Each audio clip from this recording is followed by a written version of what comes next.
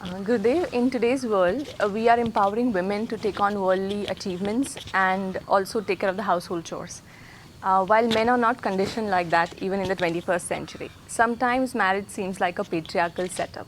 What can be done to take care of this?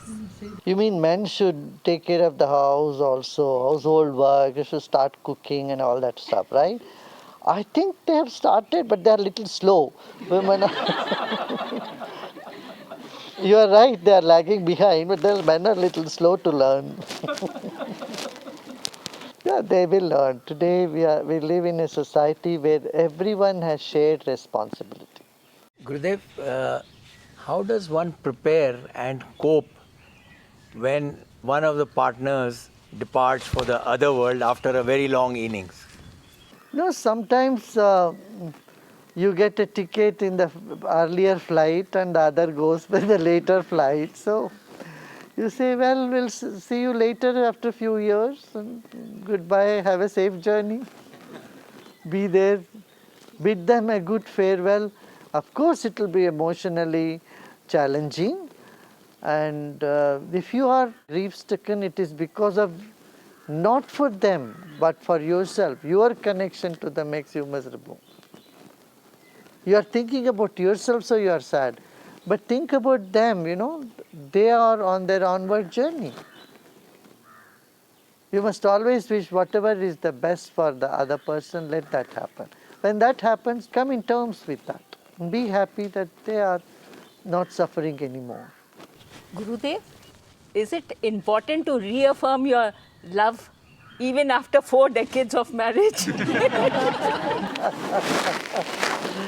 In our Vedic system, there is such a beautiful thing. The anniversaries are celebrated, and there is Shashtiyabda Purti. After 60 years, and both couple, they remarry. It is like a marriage happening again with all kids and grandchildren, everybody around, showing that, relationship is beyond time. And it is not just time bound, but it is eternal. The bonding is divine, and it nurtures the entire institution of family. And this you see in all other cultures too. Some sort of celebrations, silver jubilee and golden jubilee celebrations, they do around the world, everywhere. The ancient people of this planet, they had great vision. They were great psychologists. In India, of course, the Vedic rishis had profound knowledge. But you can find parallels of this in all other cultures also, in South America, in Europe, in Australia, everywhere. Even the Aboriginal people, they do have rituals for keeping the spirit alive, making people realize the value of spirit. And this is timeless wisdom, I tell you, this is timeless wisdom. Gurudev, we see many conflicts in relationships. So how can we overcome this and develop unconditional love? Forget about unconditional love. If you think of unconditional love, then you become more miserable. It's okay if there is conditional love also. Leave some room for conflicts also. You don't want everyone to be just like you. It will be so dull and boring for you. Suppose there is no conflict at all, then also you will find it very boring, it will move away. And it is the conflict also has a place, and when you give its due place, life becomes more challenging and interesting and more loving also. Humor is very essential in life, and especially in relationship. It can ease the anger, it can bring down the high temperature that you get on by some serious dialogue.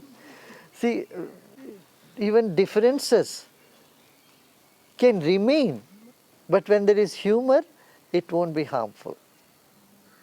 Without humor, the differences can divide you and put you in different corners. But humor is a binding force. And how do you cultivate humor? Not by watching some humor show. No, it comes with a total sense of integrity from within you. Integrity can create on one side anger, on another side humor. So it's better to bring humor in life, and which is just a reflection of an integrated personality, a strong and pleasant personality. Gurudev, is there a difference between court marriages and traditional marriages? Are Hindu marriage rituals, do they have an impact on the quality of one's marriage, Gurudev?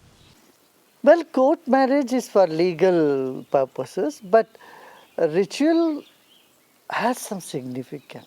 Naming ceremony, marriage ceremony, final rites in life, all these rituals are profound and they do make sense, you know. And it is an emotional and spiritual bonding that happens in the Hindu rituals. And the 7 steps you take or 7 vows you take, and you take the entire cosmos as your witness. See, fire is everywhere. If there is no fire, there is no life on planet Earth. So you make the sun, moon, fire, water, earth, these elements of creation as your witness for the marriage. It has so much depth.